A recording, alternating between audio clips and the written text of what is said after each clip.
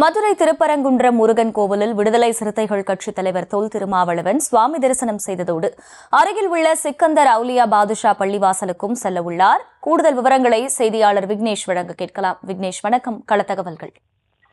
நிச்சயமாக அகிலா. அதாவது மதுரை திருப்பரங்குன்றம் சுப்பிரமணிய சுவாமி கோவிலில் தொல் திருமாவளவன் அவர்கள் தற்போது சாமி தரிசனமானது செய்யப்பட்டு வருகிறார்.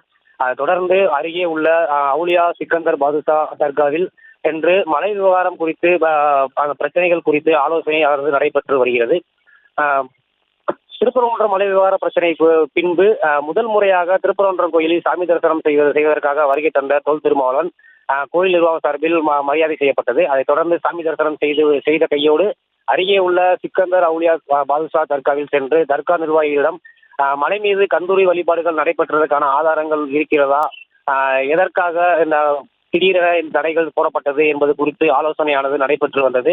அதைத் தொடர்ந்து தர்கா நிர்வாகிகளும் திருமாவளவனிடம் கந்தூரி வழிபாடு மலை மீது நடைபெற்றதற்கான ஆதாரங்கள் மற்றும் புகைப்படங்கள், வரைபடங்கள் உள்ளிட்டவற்றை காமித்து ஆலோசனையானது நடைபெற்று வருகிறது. தற்போது தொடர்ந்து ஆலோசனை முடித்த பின்பு மீண்டும் தொல் திருமாவளவர்கள் மலை மேல் உள்ள காசி விஸ்வநாத ஆலய கோயிலுக்கு சாமி தரிசனம் செய்ய உள்ளதாகவும் தகவல் வெளியாகியுள்ளது.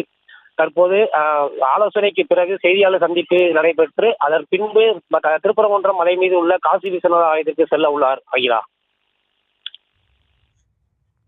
விவரங்களுக்கு நன்றி விக்னேஷ்.